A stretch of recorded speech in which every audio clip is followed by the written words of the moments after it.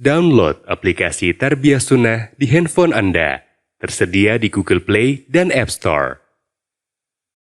Bismillahirrahmanirrahim. Assalamualaikum warahmatullahi wabarakatuh. Alhamdulillahilladzi arsala rasulahu bil huda wa dinil haqq liyudhhirahu 'ala ad-dini kullihi wa kafaa billahi shahida wa asyhadu an la ilaha illallah wahdahu la syarika lah iqraran bihi wa tauhidan wa asyhadu anna Muhammadan 'abduhu wa rasuluh sallallahu alaihi wa ala alihi wa ashabihi wa sallama tasliman mazida wa ba'd. Hadirin jamaah Masjid Agung Al-Ukhwah Bandung yang Allah muliakan, para pendengar radio Tarbiyah Sunnah Bandung, Radio Roja di beberapa kota, dan beberapa radio lain yang ikut merilai, para pemirsa Roja TV dan beberapa TV lain, serta para netizen di mana saja Anda berada. Kita kembali berjumpa, masih pembahasan rukun iman yang kelima, tentang iman kepada hari akhir. Salah satu tanda iman kepada hari akhir adalah beriman kepada tanda-tanda kiamat. Kita sedang membahas tanda-tanda besar dari hari kiamat, yaitu munculnya Dajjal laknatullahi alaih. Hadis tentang Dajjal ini mutawatir ma'nawi, wajib diyakini. Apalagi seorang sahabat namanya Tamim Ad-Dari radhiyallahu an pernah berjumpa dengan Dajjal. Jadi keimanan, kepercayaan bahwa ada sosok makhluk namanya Dajjal akan keluar di akhir zaman wajib untuk kita yakini dan bagian dari akidah kita, termasuk bagian dari rukun iman yang keenam, iman kepada kiamat, mencakup tanda-tanda kiamat. Walaupun di kalangan kaum muslimin banyak yang meragukan munculnya Dajjal karena sosoknya yang menyimpang dari kebiasaan, walaupun hadisnya mutawatir. Dari zaman baheula ada yang ingkar atau percaya kepada Dajjal tapi ditakwil dengan takwilan yang jauh dari kebenaran. Padahal Dajjal adalah sosok makhluk yang real. Dia manusia dan akan muncul di akhir zaman. Salah satu alasan orang yang mengingkari Dajjal adalah kalau Dajjal bagian dari akidah kaum muslimin, kenapa Allah tidak menerangkan dalam Al-Quran? Allah tidak menyebut Dajjal dalam Al-Quran. Sedangkan tanda lain disebut, adanya Dabah, adanya Ya'juj dan Ma'juj disebut. Kalau Dajjal tidak. Oleh karena itu, pertanyaan yang bernada meragukan tentang sosok Dajjal ini dari zaman baheula mula sudah dibantah oleh para ulama dengan beberapa jawaban. Pertama, Dajjal disebut dalam Al-Quran tapi secara implisit, tidak eksplisit. Secara tersirat tapi tidak secara tersurat. Di antara ayat yang menjelaskan tentang Dajjal adalah Al-An'am 158 menyatakan, Yauma ya'ti ba'du ayati rabbika la yanfa'u nafsan imanuha lam takun amanat min qabl au kasabat fi imaniha khaira. Pada hari ketika datang sebagian dari tanda-tanda kiamat. Maka ketika itu tak ada manfaatnya iman seseorang yang sebelumnya tidak beriman, atau kebaikan yang dilakukan oleh seseorang yang tadinya tidak berbuat baik. Setelah datang tanda kiamat ini, baru iman, baru berbuat baik, maka nggak ada manfaatnya. Jadi ayat ini menyatakan ada tanda kiamat yang nanti akan datang. Tidak jelaskan apa tanda kiamat itu oleh Nabi SAW dijelaskan. Dalam hadis sahih riwayat Imam Muslim dan Imam At-Tirmidzi dari Abu Hurairah radhiyallahu an, dia berkata bahwa Nabi SAW bersabda, "Thalathun idza kharajna la yanfa'un nafsan imanuha lam takun amanat min qabl aw kasabat fi imaniha khaira. Tulu'u syamsi min maghribiha wad dajjal wa dabatul ard." Ada 3 tanda kiamat. Bila tanda kiamat ini muncul keluar, iman seseorang yang sebelumnya tidak beriman gak ada manfaatnya. Atau amal soleh, kebaikan, ibadah yang dilakukan oleh seseorang yang sebelumnya tidak beramal juga gak ada manfaat, gak diterima. Kalau 3 tanda ini sudah muncul, orang kafir mana mendadak beriman, gak ada manfaatnya. Ahli maksiat mendadak tobat, ibadah, gak ada manfaatnya. Kalau 3 ini sudah muncul. 3 ini pertama, terbitnya matahari di sebelah barat. Kedua, Dajjal. Ketiga, Dabah. Inilah yang dimaksud tanda-tanda kiamat yang kelak akan muncul. Dan ketika muncul, iman seseorang yang tadinya tidak beriman gak ada manfaatnya. Disebut salah satunya Dajjal.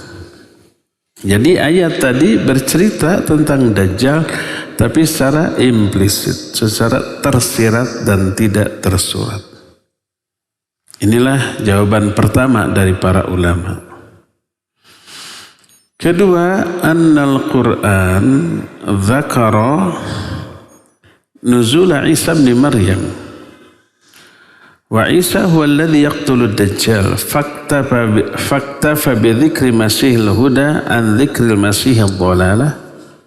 Wa 'adatul Arab annaha taktafi bi dzikri ahadid diddaini dunal akhar.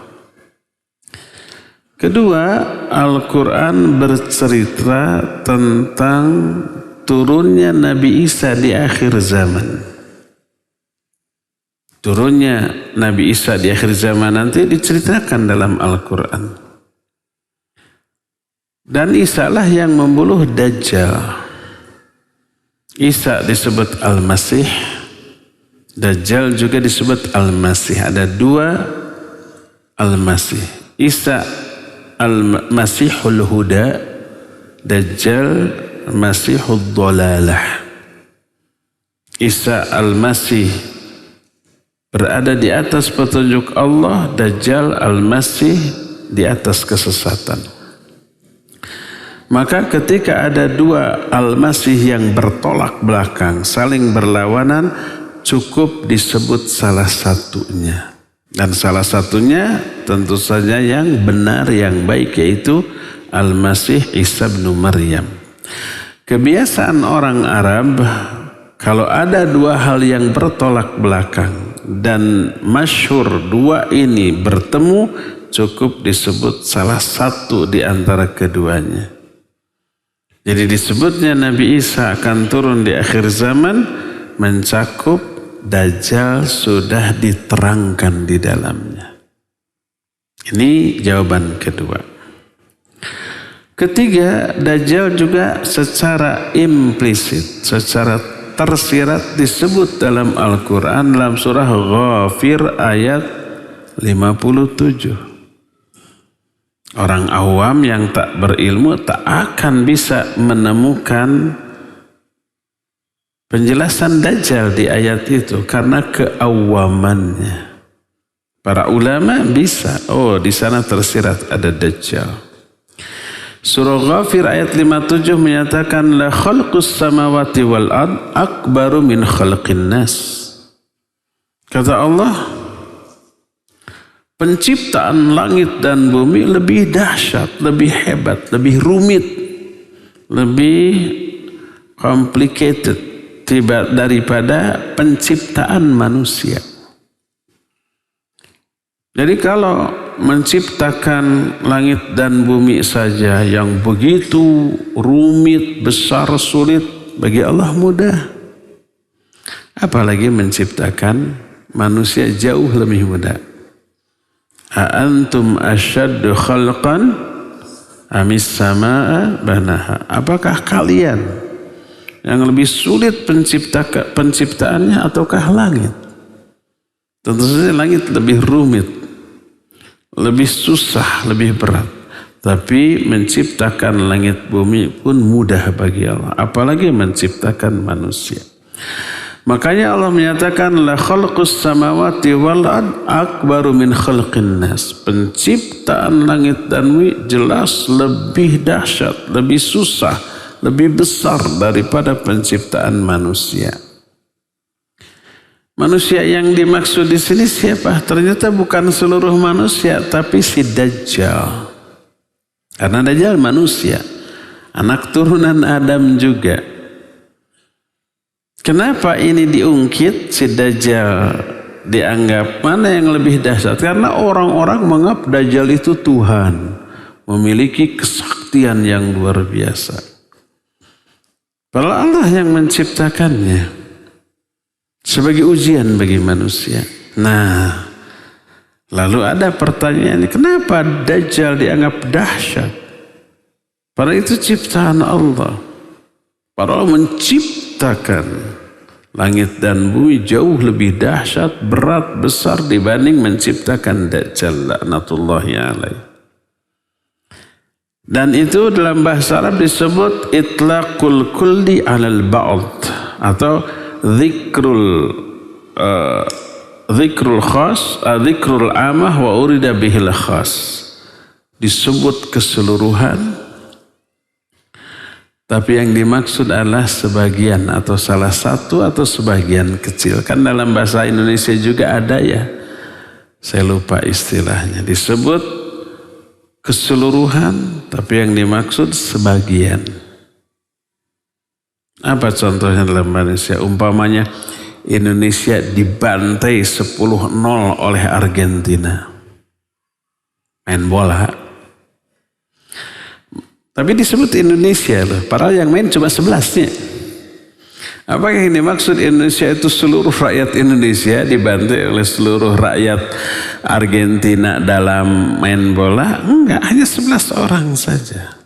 Ini contoh, bukan benar. Tapi kan enggak pernah Indonesia kalah dari Argentina kan? Belum pernah. Ini contoh.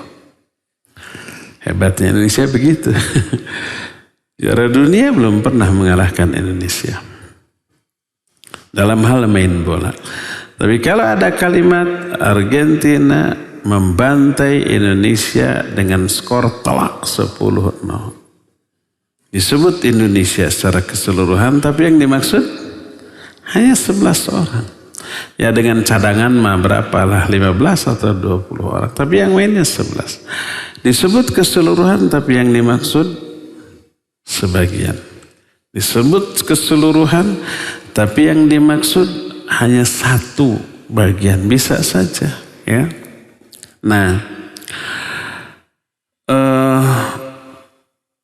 ini juga begitu, disebut manusia, tapi yang dimaksud Dajjal.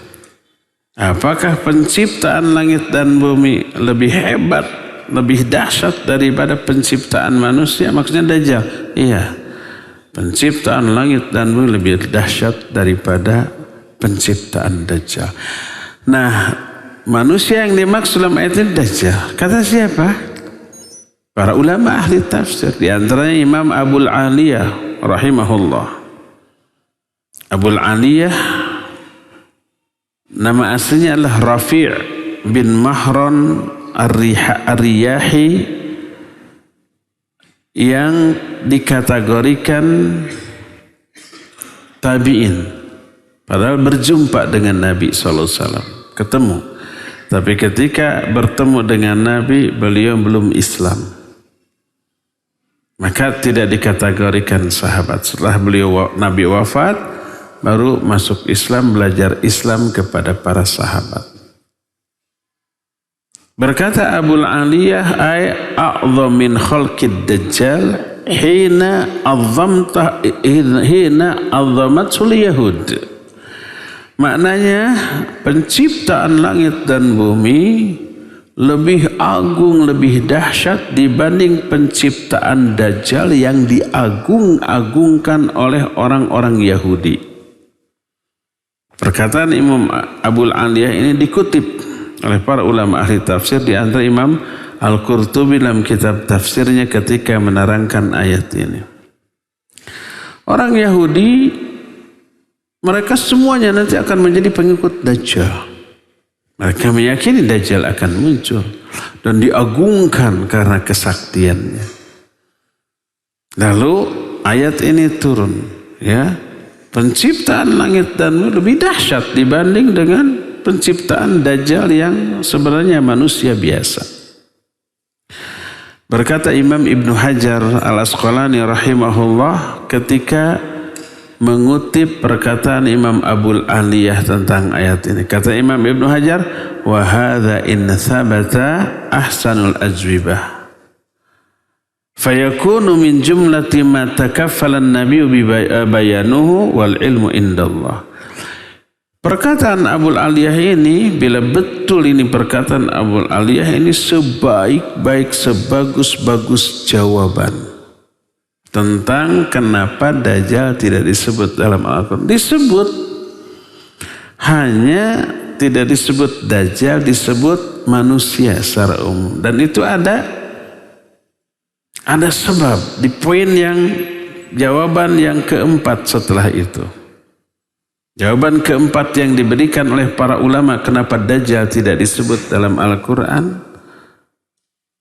Mereka menyatakan annal Quran lam yadhkurid Dajjal ihtiqaran li sya'nih. Liannahu yadda'i rububiyyah wa huwa basharun yunafi haluhu jalala rabbi wa azamatahu wa kamalahu wa kibriya'ahu wa tanazzuhahu anin naqs. Falidzalik kana amruhu indallahi ahqar wa asghar min ayyudhkara. Wa ma hadza hadzara al-anbiya minhu wa bayyanat khatrahu wa fitnatahu kama sabaqa anna kullan nabiyyin anzara ummatahu min wa hadzaraha min fitnatihi. Al-Quran tidak menyebut lafaz Dajjal dalam rangka menghinakan urusan Dajjal. Kenapa hina? Karena dia mengklaim sebagai Tuhan yang harus disembah. Padahal dia manusia. Cacat yang dimilikinya bertolak belakang dengan keagungan sifat Allah, kesempurnaan Allah. Dajjal ini cacatnya matanya picek, Allah tidak picek. Dajjal ini fisiknya jelek, Allah mah indah, innallaha jamilun yuhibbul jamal. Kedua kakinya itu singkang saling berjauhan, dan ini menunjukkan aib. Tapi mengaku Tuhan. Oleh karena itu, maka keadaan dan kedudukan Dajjal di sisi Allah hina dan rendah untuk disebut. Menyebutnya itu terlalu agung bagi Dajjal yang hina. Sekalipun demikian, seluruh nabi mengingatkan umatnya dari Dajjal, menjelaskan bahaya dari fitnah Dajjal. Nabi SAW menyatakan, ma min nabiyyin illa hadzara ummatahu anid Dajjal. Tak ada seorang pun nabi kecuali semua nabi itu mewanti-wanti, mengingatkan umatnya tentang bahaya dan fitnah Dajjal. Jadi tidak disebutnya lafaz Dajjal dalam Al-Quran karena Quran terlalu agung untuk menyebut sesuatu yang hina. Kita juga kalau ada orang yang kita hinakan, kita anggap rendah, malas sih nyebutnya. Pokoknya kalau ada si eta lah, saya mah tidak akan hadir. Kan gitunya, saking bencinya, saking rendahnya si eta dalam pandang kita, namanya pun enggan kita sebut. Mendengarnya pun enggak mau. Apalagi kita menyebut namanya. Mendengar beritanya aja udah enggak nyaman. Nah, seperti itu, ya.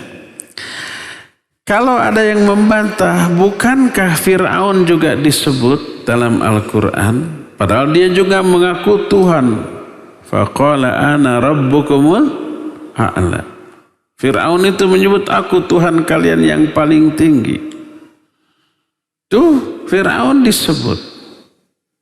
Padahal dia hina, sama dengan Dajjal yang mengklaim dirinya sesembahan. Kenapa Fir'aun disebut, kenapa Dajjal tidak? Kalau memang tidak disebutnya Dajjal ini karena hinanya dalam pandangan Allah Azza wa Jalla.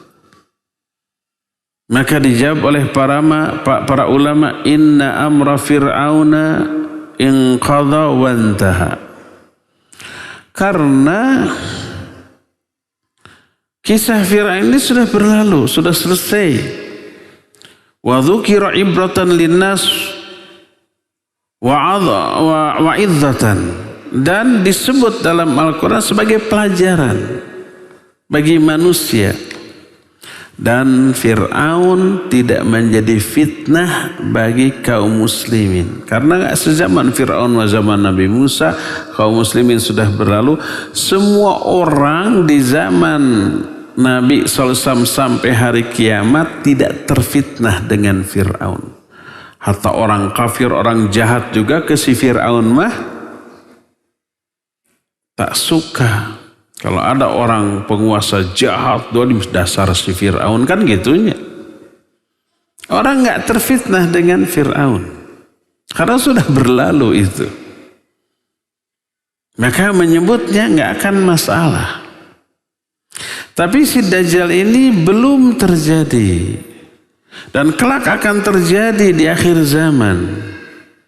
Dan sangat memungkinkan umat terfitnah, terpengaruh oleh rayuan dan godaan. Maka tidak disebutnya Dajjal di Quran sebagai ujian. Dan klaim Dajjal bahwa dirinya Tuhan yang layak disembah, itu menunjukkan kebatilan yang nyata karena kecacatan dan aib yang dimilikinya. Karena Dajjal itu nyata-nyata punya aib. Secara fisik aja dia tidak bisa memperbaiki aib itu. Matanya tidak bisa dia buat jadi dua seperti manusia biasa. Wajahnya yang buruk tidak bisa dia rubah menjadi ganteng seganteng Sri Kandi. Siapa yang ganteng? Kesatria Sri Kandi malah wanitanya. Tidak. Itu menunjukkan kelemahannya. Dia nyata tercelanya, hina. Tapi mengklaim sebagai Tuhan yang harus disembah.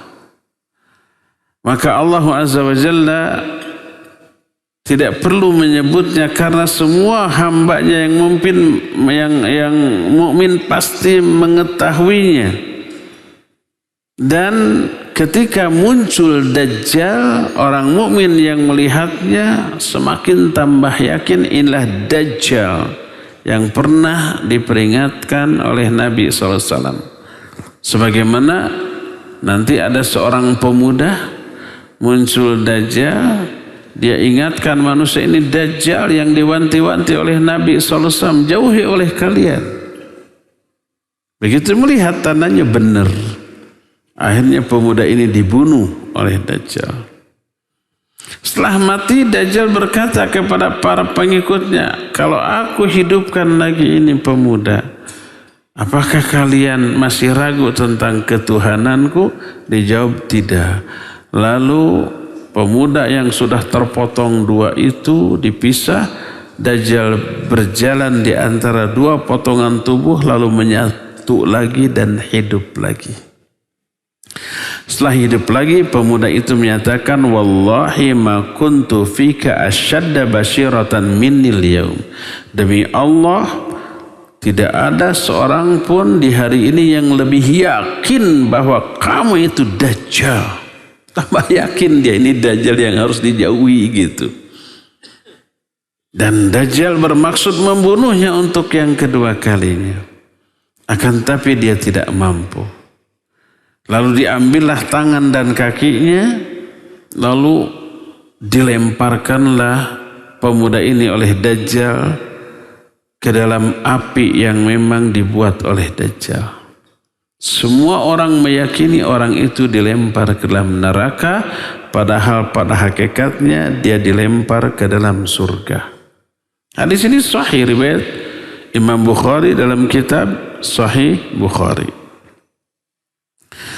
Sesuatu yang sudah jelas, gamblang, tidak diperselisihkan, kadang-kadang tidak perlu penjelasan lagi. Menjelaskan sesuatu yang sudah jelas dan gamblang bukanlah sebuah keharusan.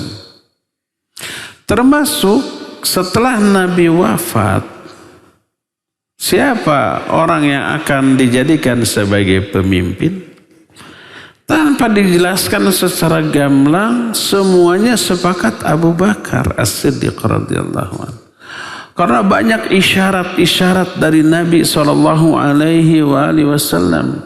Sepeninggal beliau harus Abu Bakar. Banyak tuh. Salah satu isyaratnya ketika beliau sakit, tidak bisa memimpin salat berjamaah, disuruhlah orang memanggil Abu Bakar. Abu Bakar jadi imam. Maka berkata Nabi SAW tentang Abu Bakar yang diisyaratkan pengganti beliau setelah kematiannya. Mengganti kedudukan sebagai pemimpin umat Islam, bukan sebagai Nabi. Nabi mah nggak bisa diganti. Beliau menyatakan, ya'ballahul wal mu'minun illa Abu Bakar. Allah enggan, demikian juga kaum mukminin enggan untuk menunjuk pemimpin kecuali Abu Bakar As-Siddiq radhiyallahu anhu. Ini hadis sahih diriwayatkan oleh Imam Muslim dalam kitab Sahih Muslim, Kitabul Fadail, bab Fadailu Abi Bakar As-Siddiq radhiyallahu anhu, diterangkan, dijelaskan syarah penjelasan Imam An-Nawawi dalam kitab Syarah Sahih Muslim.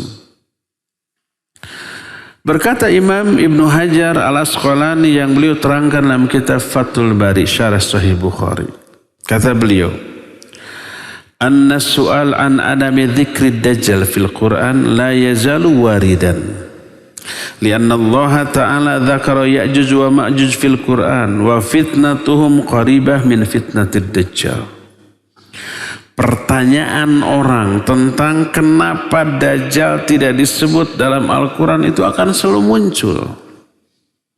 Dan jawabannya sudah dijelaskan oleh para ulama sejak zaman dahulu. Kenapa? Karena Allah Azza wa Jalla menerangkan Ya'juj dan Ma'juj dalam Al-Quran. Ya'juj Ma'juj diterangkan dalam Al-Quran. Dan zamannya itu dekat dengan zaman Dajjal, walaupun tidak sezaman, tapi dekat. Jadi Dajjal muncul, menebar fitnah selama 40 hari, turun Nabiullah Isa. Dibunuh oleh Nabiullah Isa. Setelah Dajjal terbunuh, Nabi Isa memimpin kaum muslimin, tapi belum memimpin kaum muslimin, muncul Ya'juj dan Ma'juj sezaman dengan Nabi Isa. Dajjal mati, keluar Ya'juj dan Ma'juj. Tidak bertemu nih Dajjal dengan Ya'juj dan Ma'juj karena takdir Allah, karena hikmah tertentu. Jadi kita nggak perlu membayangkan kalau Ya'juj Ma'juj ketemu Dajjal kayak seru kayaknya, nggak perlu. Nanti Ya'juj dan Ma'juj akan kita terangkan juga, karena itu dijelaskan dalam Al-Quran sebagai salah satu tanda-tanda hari kiamat. Kenapa Ya'juj dan Ma'juj disebut dalam Al-Quran, Dajjal tidak? Kalau Fir'aun sudah diterangkan, karena kalau Fir'aun sudah berlalu ya, nggak akan jadi fitnah. Adapun Ya'juj dan Ma'juj belum terjadi. Nanti di akhir zaman terjadi setelah Dajjal terbunuh.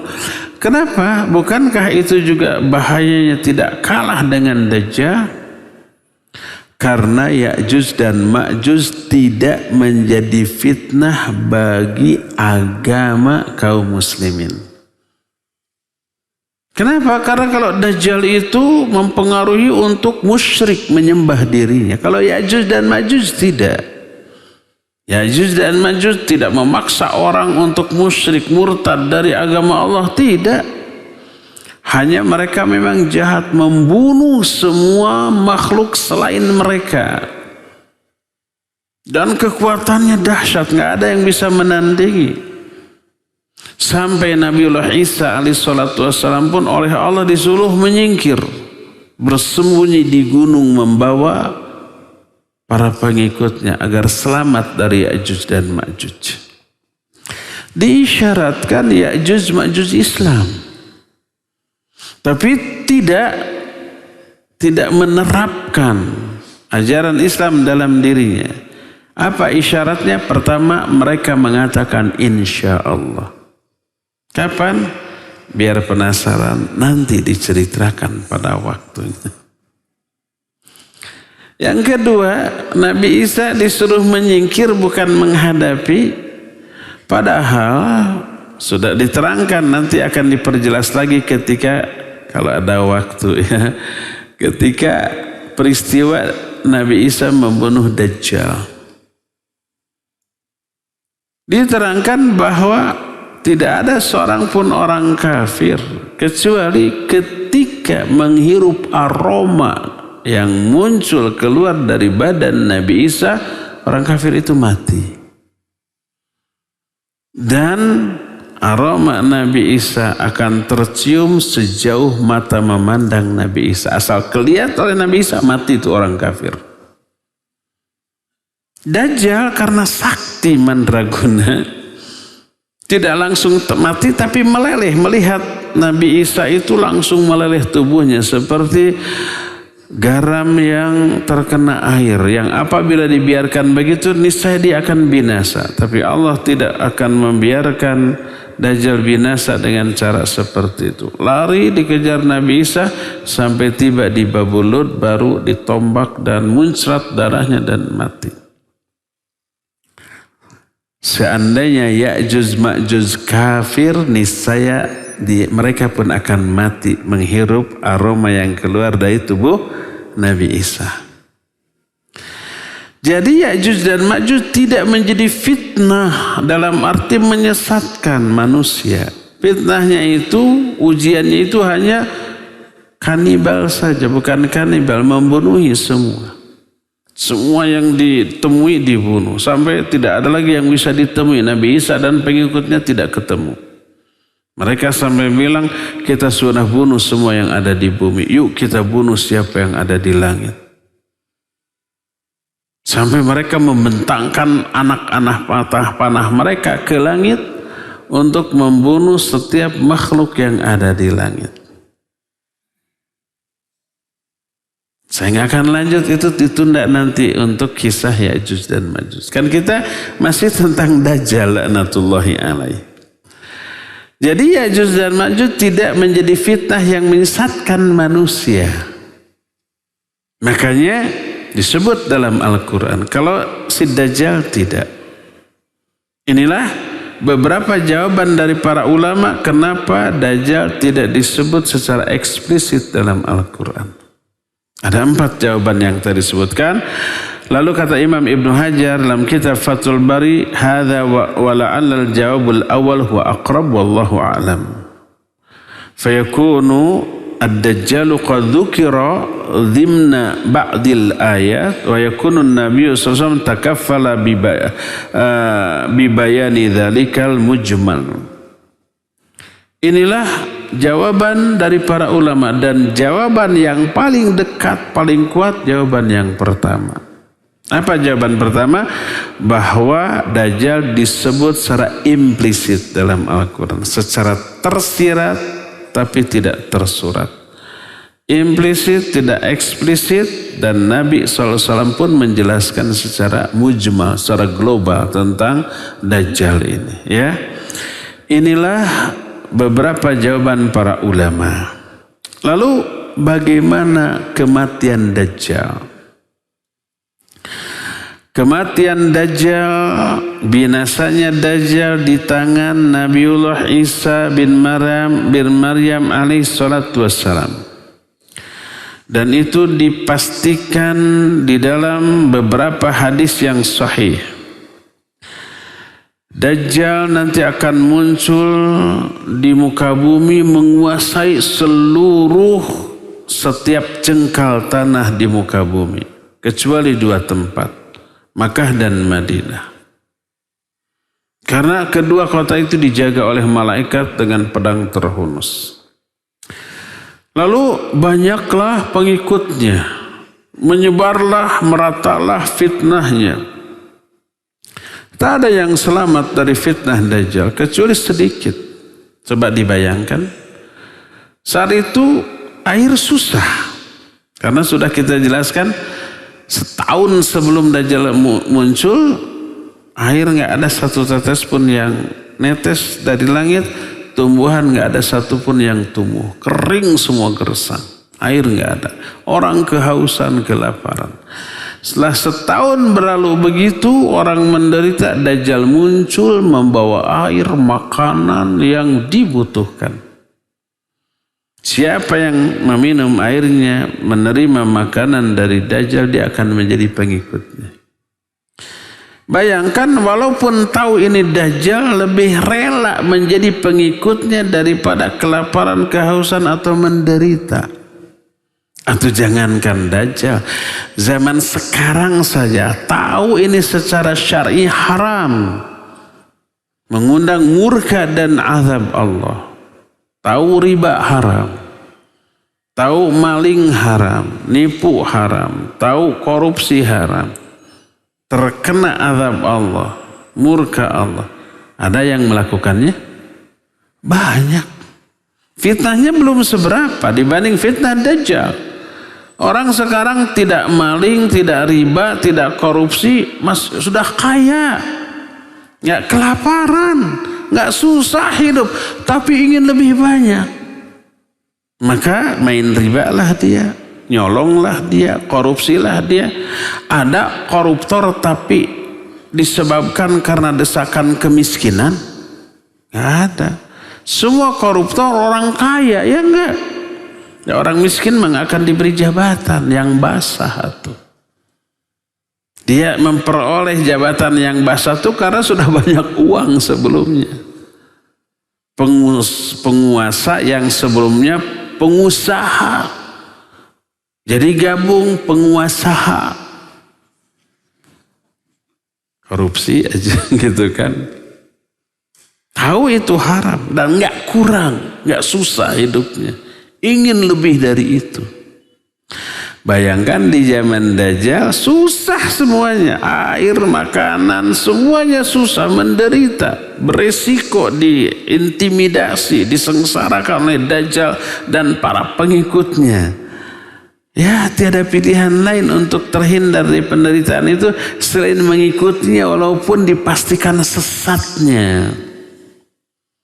Kebayangnya orang-orang yang zaman kiwari, zaman sekarang tidak bisa menahan diri dari perkara yang Allah haramkan, walaupun tidak dalam kondisi yang terdesak.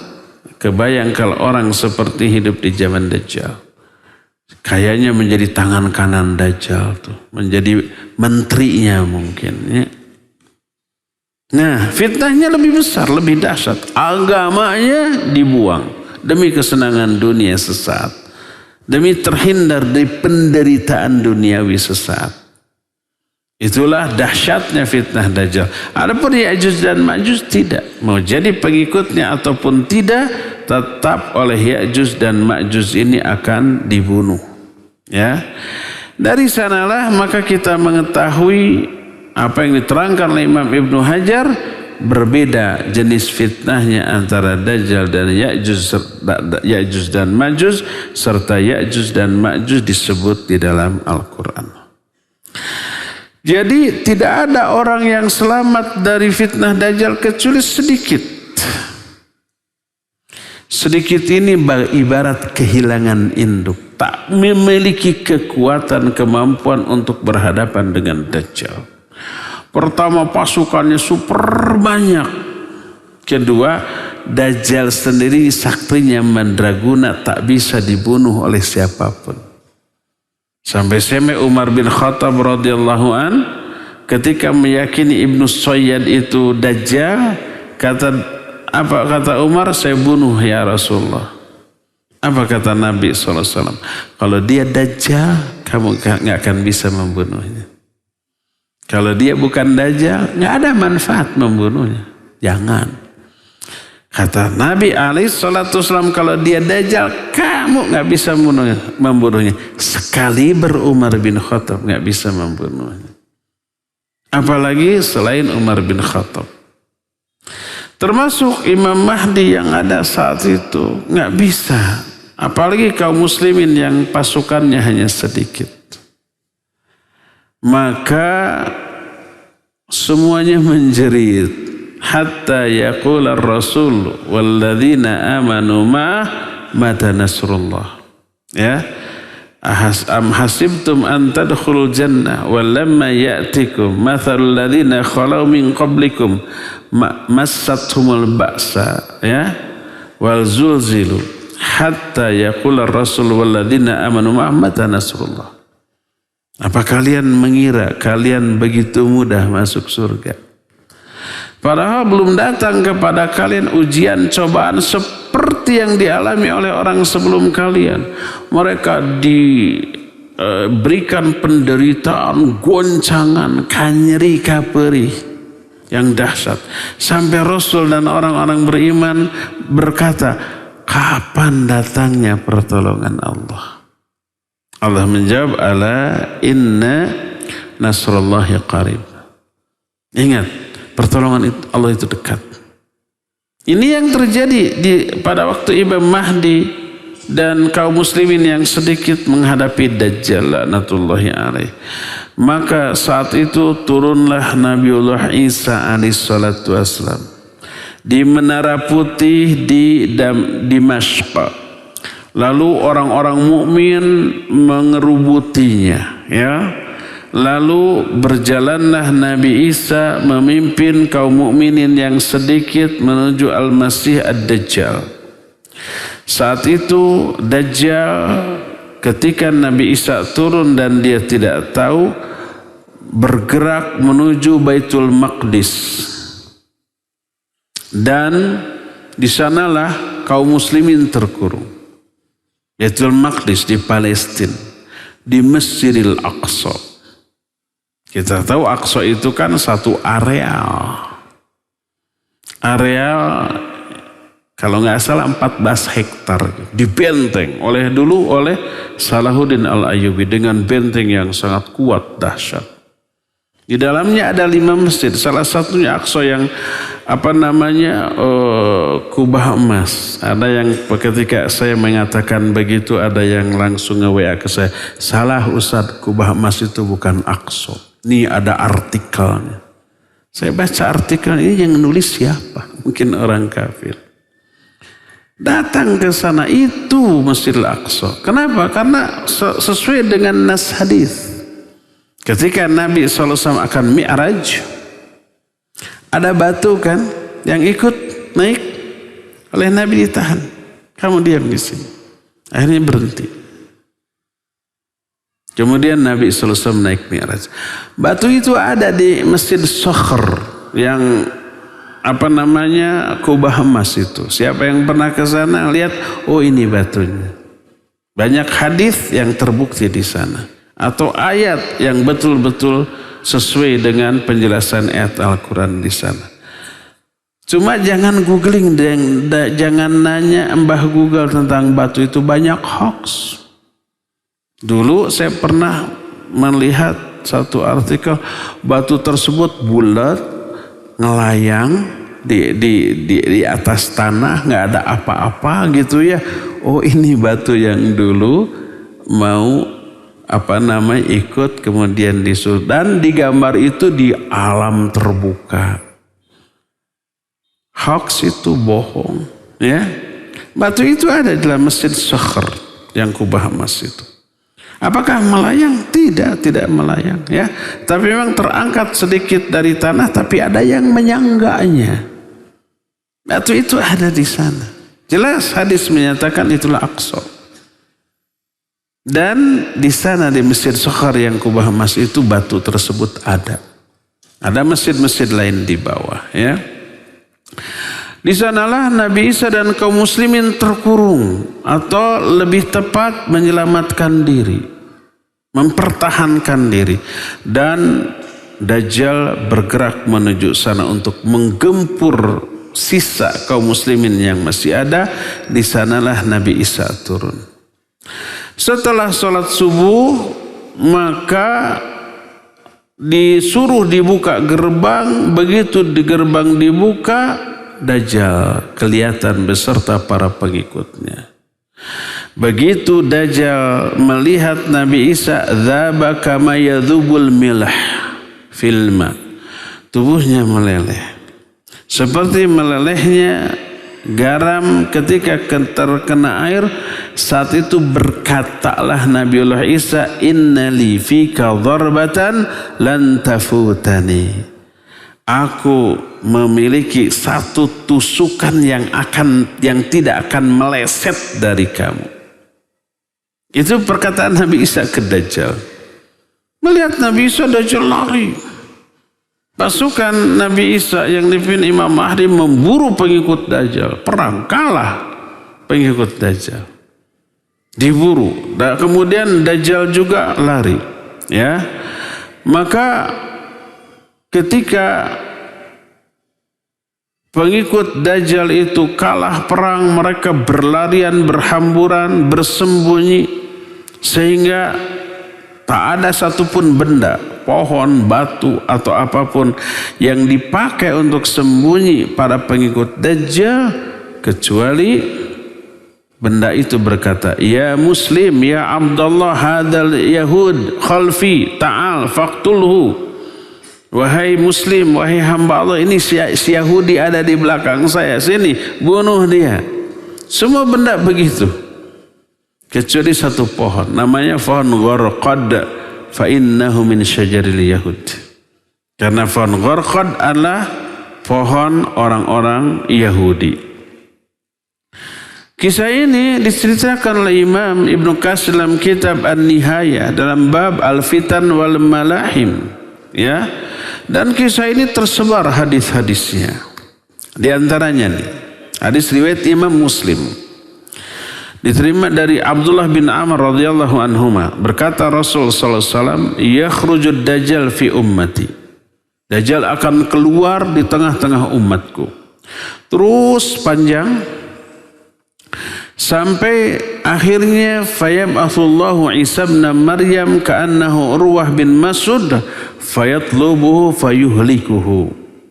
Sampai Allah mengutus Nabi Isa bin Maryam seolah-olah dia itu Urwah bin Mas'ud. Urwah bin Mas'ud seorang sahabat yang kata Nabi SAW fisiknya, wajahnya, perawakannya mirip Nabi Isa.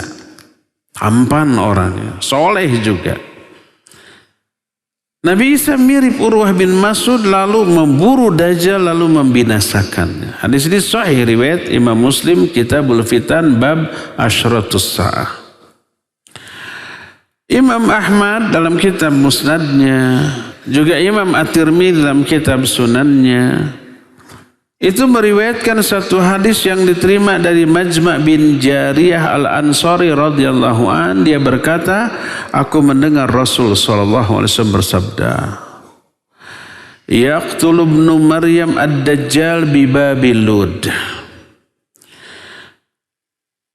Isa bin Maryam akan membunuh Dajjal di Babul Lud, di pintu Lud. Lud adalah sebuah negeri atau kota di Palestina dekat dengan Baitul Maqdis.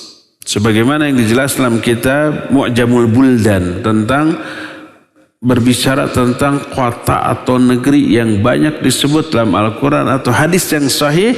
Di kitab itu diterangkan kota ini letaknya di mana, tempat ini letaknya sekarang di mana, termasuk di mana Babulud itu sebuah negeri kota di Palestina dekat Baitul Maqdis yang ada Masjid Al-Aqsa-nya sekarang. Dalam hadis riwayat Imam Muslim dari Nawas bin Sam'an radhiyallahu an, dalam salah satu hadis yang panjang, di antaranya Nabi SAW menceritakan dengan Dajjal. Lalu dikisahkan turunnya Nabi Isa untuk membunuh Dajjal. Salah satu kalimat dalam hadis ini, fala yahillu likafirin yajidu riha nafsihi illa mat. Wa nafsuhu yantahi haitsu yantahi tarfuhu fayatlubuhu hatta yudriku bi babil Lud fayaqtuluhu. Tidaklah halal bagi seorang kafir untuk mencium aroma tubuh Nabi Isa kecuali orang kafir ini akan mati. Dan aroma tubuh Nabi Isa tercium sampai sejauh pandangan mata Nabi Isa. Pokoknya asal kelihatan mati itu orang. Lalu Nabi Isa memburu Dajjal. Lari dia. Kenapa lari? Ya kalau dekat terlihat oleh Nabi Isa tubuhnya terus meleleh. Kalau orang biasa, orang kafir biasa mati. Kalau Dajjal mah agak kuat meleleh terus. Kalau dibiarkan begitu akan binasa. Tapi kemudian terus sampai tiba di Babulud, gak bisa pergi kemana-mana, lalu dibunuh oleh Nabiullah Isa alaihissalatu wassalam. Dalam hadis yang diriwayatkan oleh Imam Ahmad dari Jabir bin Abdullah radhiyallahu an, Nabi SAW menceritakan tentang Dajjal. Dajjal yakhrujud Dajjal fi khafqatim minad din wa idbari minal ilm. Dajjal muncul ketika agama ini sudah luntur dalam kehidupan manusia dan mereka sudah berpaling dari ilmu. Tidak ada orang yang mempelajari ilmu agama, tidak ada yang peduli kepada agama. Bayangkan orang kayak gitu muncul Dajjal, orang dalam keadaan kesulitan, Dajjal menawarkan bantuan. Siapa yang nggak mau coba? Sekarang aja agama belum habis semua, ilmu agama masih banyak dipelajari. Dan tawaran dunia ini bukan dari Dajjal. Banyak orang yang rela menjual agamanya demi dunia, demi jabatan, pangkat, kekuasaan, popularitas, apalagi kekayaan berupa uang. Sudah rela. Zaman sekarang fitnahnya tidak sehebat fitnah Dajjal. Kesulitannya tidak sesulit ketika Dajjal keluar. Senang-senanglah masih ya. Tapi orang sudah terfitnah. Apalagi nanti Dajjal keluar di saat agama ini sudah melemah dalam kehidupan manusia dan mereka berpaling dari ilmu. Lalu kata Nabi SAW, "Tsumma yanzilu Isa ibn Maryam fayunadi minas sahar fayaqul ayyuhan nas ma yamna'ukum an takhruju ilal kadzabil khabith." Fayaquluna hadha rajulun jinniyun fayantaliqu faidha hum bi Isa ibn Maryam fatuqamu shalah fayuqalu lahu taqaddam ya ruhallah fayaqul liyataqaddam imamukum falyusalli bikum faidha shalla salatas subh kharaju ilayhi. Qal fahina yaral kadzab yanmathu kama yanmathul milh fil ma fayamshi ilaihi fayaqtuluhu hatta inna syajara wal hajar yunadi ya ruhallah hadha yahudiyun fala yatruku mimman kana yatba'uhu ahadan illa qatalah. Kemudian turunlah Nabi Isa bin Maryam. Dia berseru pada waktu dini hari. Wahai manusia, apa yang menghalangi kalian untuk keluar membunuh si kadzab yang busuk ini? Maksudnya Dajjal. Kenapa kalian di sini di balik benteng ini gitu? Mereka menjawab, hadza rajulun jinniyun. Ini manusia setengah jin ini si Dajjal ini. Karena kesaktiannya tadi. Ya. Lalu mereka berbondong-bondong menghampiri orang yang berseru tadi, ternyata Nabi Isa alaihissalatu wassalam. Lalu dikumandangkanlah azan, dikomatkan. Orang-orang berkata, majulah engkau wahai ruh Allah. Ruh Allah itu maksudnya Nabi Isa. Nabi Isa disebut ruh Allah karena Allah meniupkan ruh, wa nafakhta fihi min ruhihi. Allah meniupkan ruhnya kepada Nabi Isa. Tidak berarti kalau Allah meniupkan ruhnya berarti Isa bagian dari diri Allah karena ada ruh Allah yang ditiupkan. Tidak. Ruh Allah di sana disebut idhafah munfasilah. Idhafah munfasilah, idhafat itu kata majmuk. Satu kata yang disandarkan kepada kata yang lain, tapi terpisah.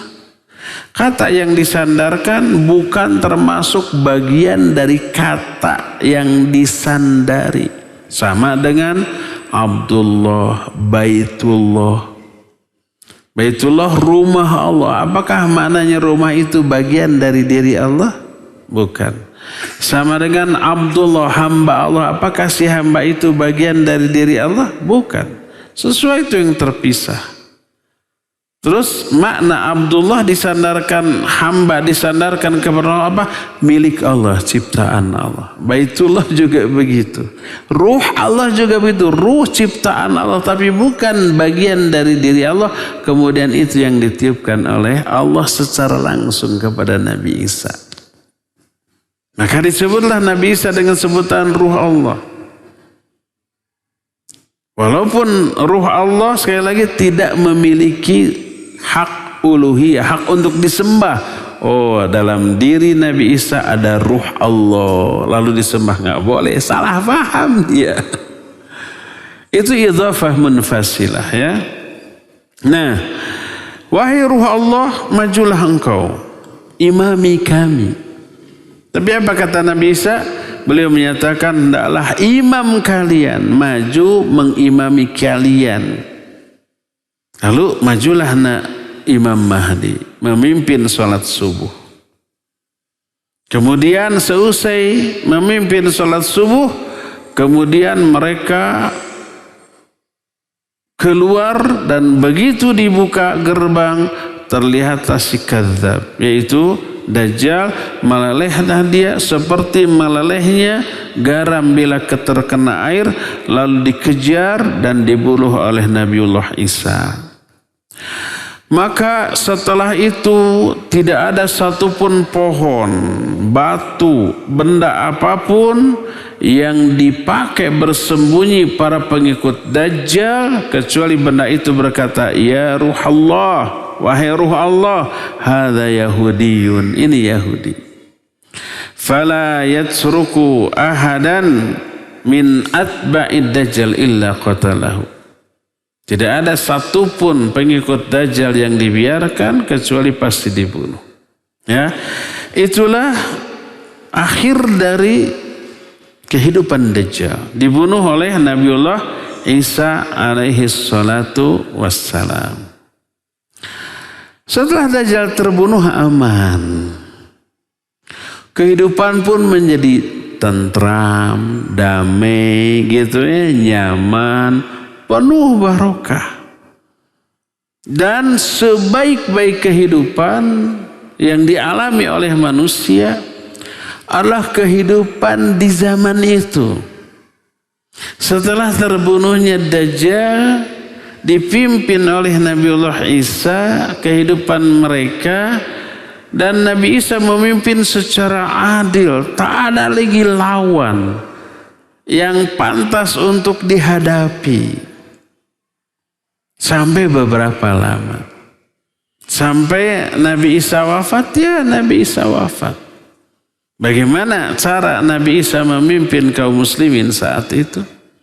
Berapa lama beliau hidup setelah Dajjal terbunuh?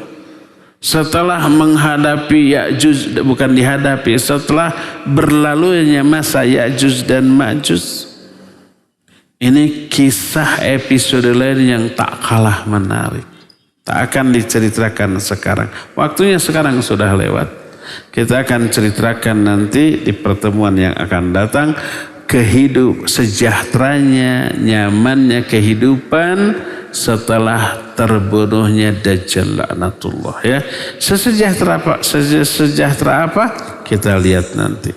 Sekarang cukup sampai di sini saja dulu, dan kita masih punya sisa waktu untuk bertanya jawab kepada Al-Akh Al-Fadhil Abu Lukman di studio Radio Roja Cilengsi. Dipersilapkan untuk memandu tanya jawab dengan pendengar dan pemirsa. Wa sallallahu ala nabiyina Muhammadin wa ala alihi wa ashabihi wasallam. Silakan.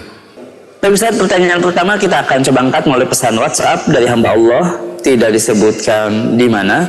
Ingin bertanya Ustaz, ketika Nabi Isa turun dari langit, mengikuti syariat Nabi Muhammad atau mengikuti syariat sendiri Ustaz? Mengingat setiap para nabi dan rasul memiliki kitab dan syariatnya masing-masing. Mohon penjelasannya Ustaz. Iya. Barakallahu fiik. Nabiullah Isa alaihissalatu wassalam, setelah ini mah jadi terus materinya. Apa yang beliau terapkan? Agama apa? Agama Islam, bukan Nasrani. Ajaran siapa? Ajaran Nabi Muhammad SAW. Ini didasarkan kepada banyak hadis yang sahih. Di antaranya riwayat Imam Muslim dari Abu Hurairah radhiyallahu anhu. Berkata Nabi SAW, "Kaifa antum idza nazala fikum ibnu Maryam fa ammakum minkum?" Bagaimana kondisi kalian, perasaan kalian ketika Isa bin Maryam turun di tengah-tengah kalian dan dia memimpin kalian? Dengan apa memimpinnya? Sebuah penjelasan dari Abu Hurairah radhiyallahu anhu. Ketika menerangkan wa imamukum minkum, imam kalian adalah dari kalangan sendiri. Berkata Ibnu Abi Dza'ab, tadri ma ammakum minkum, tahukah kalian apa yang dimaksud dengan Nabi Isa akan memimpin kalian yang berasal dari ajaran kalian? Maka muridnya menjawab, tidak. Tolong jelaskan. Dijelaskan, fa ammakum bi kitabi rabbikum tabaraka wa ta'ala wa sunnati nabiyikum. Nabi Isa akan memimpin kalian dengan kitab Allah, Al-Quranul Karim, dan sunnah Nabi kalian. Ini yang pertama. Yang kedua,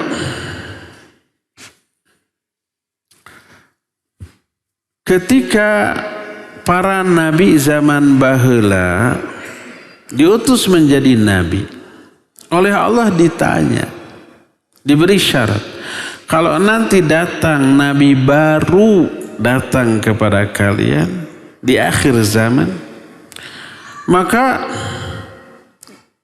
imanlah kepada nabi baru dan menjadilah kamu pengikutnya. Itu semua nabi begitu ya, Allah jelaskan dalam Al-Quranul Karim. Maka ketika ketika Umar bin Khattab membawa Taurat oleh Nabi SAW terlihat, lalu beliau marah, lalu beliau menyatakan, laukana Musa hayyan ma wasi'ahu illa tiba'i. Seandainya Musa masih hidup, tak halal bagi dirinya kecuali menjadi pengikut aku. Nabi-nabi yang dahulu seandainya ditakdirkan hidup setelah Nabi Muhammad SAW, maka tak boleh tidak kecuali menjadi pengikut Nabi SAW. Termasuk Nabiullah Isa alaihi salatu wassalam.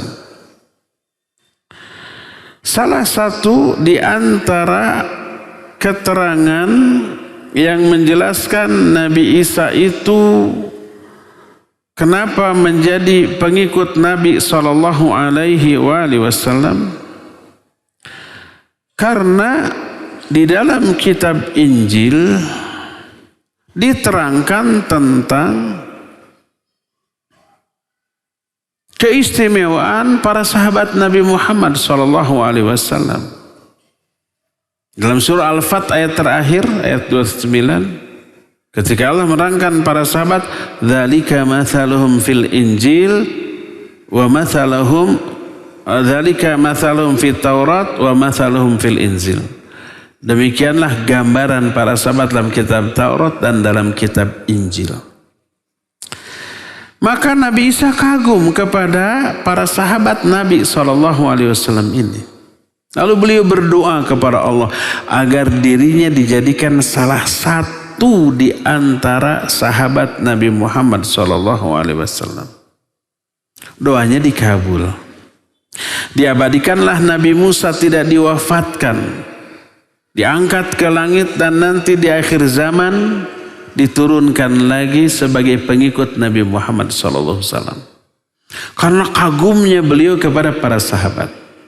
Sehingga berkata Imam Malik, balaghani annan nasara kanu idza rawu sahabah alladzina fatahu syam yaqulun wallahi la haula khairu minal hawarina fima balaghana.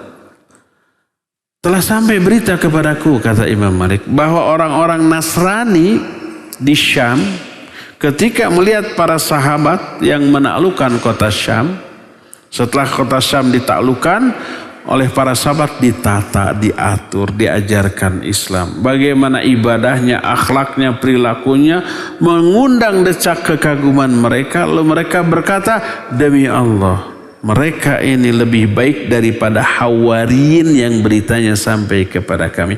Hawariyin adalah para sahabat dekat Nabi Isa. Ini kata Imam Malik. Berkata Imam Ibnu Katsir, wa shadaqu fi dzalik. Benarlah mereka dalam hal itu.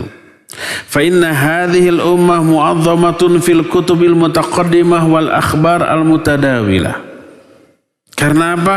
Karena umat ini diagungkan di kitab-kitab terdahulu, Taurat, Injil, dan yang lain-lainnya. Berkata Imam Az-Zahabi dalam kitab Tajridu Asma'is Sahabah, ketika menerangkan Nabi Isa, kata Imam Az-Zahabi, Isa bin Maryam sahabi wa nabi. Isa itu sahabat Nabi sekaligus Nabi. Beliau Nabi pada zamannya sekaligus sahabat Nabi Muhammad SAW setelah Nabi Muhammad diutus. Kenapa? Fa innahu ra'an nabiyya lailatal Isra wa sallama alaihi fa huwa akhirus sahabati mautan. Karena Nabi Isa pernah berjumpa dengan Nabi SAW ketika Mi'raj. Berjumpa dan melihat dan berdialog. Menyampaikan salam, dijawab salamnya. Maka Nabi Isa adalah sahabat Nabi Muhammad yang paling akhir matinya. Nah, itu diantara beberapa keterangan, baik isyarat dalam ayat ataupun hadis ataupun penjelasan para sahabat Nabi SAW. Karena Nabi Isa adalah sahabat Nabi dan memenuhi kriteria sahabat. Sahabat Nabi itu kan orang yang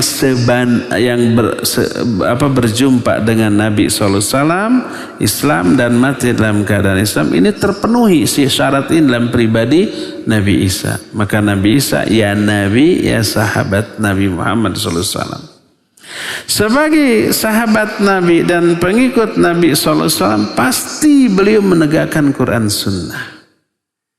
Bukan ajaran Nasrani. Karena ajaran yang dibawa oleh Nabi Isa di zamannya setelah Nabi Muhammad diutus itu mansukh. Itu terhapus, tergantikan oleh syariat Islam yang Allah turunkan kepada Nabi Muhammad SAW. Lebih rincinya itu nanti akan diterangkan bagaimana kehidupan setelah matinya Dajjal, dengan apa Nabi Isa memimpin umat ini pada waktu kehidupannya, ya. Wallahu a'lam bishawab. Silakan lagi Abu Luqman. Pertanyaan dari Cianjur, Ustadz, terkait dengan menghafal 10 ayat pertama dari surat Al-Kahfi, Ustadz, yang disebutkan akan terhindar dari fitnah Dajjal. Pertanyaannya, Ustadz, apakah ketika nanti bertemu dengan Dajjal harus membacakan 10 ayat dari surat Al-Kahfi tersebut agar selamat dari fitnahnya? Dan pertanyaan yang kedua, Ustadz, apakah menghafalkan ini hanya cukup menghafalkan lafaznya aja, dan apakah harus juga memahami makna dari 10 ayat surat Al-Kahfi di awal ini, Ustadz? Mohon penjelasannya, Ustadz. Baik, barakallahu fiik. Bapak dari Cianjur. Iya. Ketika berjumpa dengan Dajjal, bacakan di hadapannya 10 ayat pertama surah Al-Kahfi. Ya, ketika berjumpa. Jadi hafalkan dari sekarang. Ya iya, kalau nggak hafal pas jumpa gimana? Dan itu didasarkan kepada beberapa hadis. Di antaranya hadis riwayat Imam Muslim dalam kitab Sahih Muslim, diterima dari Nawas bin Sam'an radhiyallahu an. Dalam hadis yang panjang, salah satu kalimatnya Nabi SAW bersabda, "Man adrakahu minkum falyaqra alaihi fawatiha suratil kahfi." Siapa orang di antara kalian yang berjumpa dengan Dajjal, bacakan kepadanya pembuka surah Al-Kahfi. Bacakan. Hadis ini adalah kitab Sahih Muslim. Berapa ayat pembuka surah Al-Kahfi? 10 ayat. Dari mana kita tahu? Dari hadis. Hadisnya sama riwayat Imam Muslim, tapi diterima dari Abu Darda radhiyallahu an. Berkata Rasul sallallahu alaihi wasallam, "Man hafidha asyra ayatin min awwali suratil kahfi usima minad dajjal ay min fitnatihi." Siapa orang yang menghafalkan 10 ayat pertama dari surah Al-Kahfi, dia akan dijaga dari fitnah Dajjal. Jadi ya 10 ayat pertama dari surah Al-Kahfi, ya. Timbul pertanyaan, kenapa surah Al-Kahfi bukan ayat kursi? Kan kalau kita digoda setan bacakan ayat kursi gitu, ya. Pertama begitulah penjelasan Nabi SAW, bacakan Al-Kahfi bukan ayat kursi. Yang kedua, Dajjal ini bukan bangsa jin. Bukan setan bangsa jin, bukan, manusia. Jadi dengan ayat kursi gak ngaruh. Nah, lalu kenapa dengan surah Al-Kahfi? Berkata Imam An-Nawawi rahimahullah dalam kitab Syarah Sahih Muslim, ketika menerangkan hadis ini, sababu dzalik ma fi awwaliha minal ajaib wal ayat. Faman tadabbaroha lam yaftatan bid-dajjal wa kadzalika akhiruha qauluhu ta'ala afahasibal ladzina kafaru ayyattakhidhu ila akhiril ayah. Kata Imam An-Nawawi, sebab dari hal itu adalah karena di awal surah Al-Kahfi ada kisah keajaiban yang luar biasa mencengangkan setiap akal manusia. Gak masuk akal. Tentang apa? Tentang pemuda masuk gua, tidur selama lebih dari 300 tahun. Kan ajaib, ya. Itu kekuasaan Allah Azza wa Jalla. Siapa yang mentadabburinya? Artinya membacakan dengan penghayatan. Kalau penghayatan otomatis paham arti. Kalau nggak tahu arti nggak bisa menghayati. Siapa yang mentadabburinya, dia tidak akan terfitnah oleh Dajjal. Maka membacakannya harus dengan penghayatan. Tidak sekedar hafal secara lafaz, Tapi artinya juga kita tahu dan bacakan dengan penuh penghayatan, Allah akan menyelamatkan orang ini dari fitnah Dajjal. Dajjal nggak mampu mempengaruhi orang ini karena perlindungan yang Allah berikan kepada orang. Jadi sejak sekarang berlatihlah menghafalkan ini dengan memahami artinya dan menghayati setiap kata dari ayat yang kita baca ini. Jangan kepedean, kayaknya kita nggak akan ketemu lah dengan Dajjal, masih jauh gitu. Jangan, kita nggak tahu secepat apa kehidupan ini berjalan dalam kehidupan kita nggak tahu ya. Walaupun tanda-tanda keluarnya Dajjal belum kelihatan, tapi Allah Maha Pengatur termasuk waktu kita tidak tahu. Yang jelas mau bertemu atau tidak dengan Dajjal, menghafalkan surah Al-Kahfi adalah sebuah keberuntungan. Tidak akan pernah rugi ya. Demikian wallahu a'lam bissawab. Cukup ya sampai di sini, waktunya juga sudah habis. Insyaallah kita akan jumpa lagi di pertemuan yang akan datang. Subhanakallahum bihamdik asyhadu an la ilaha illa anta astaghfiruka wa atubu ilaik. Walhamdulillahirabbil alamin. Wassalamualaikum warahmatullahi wabarakatuh.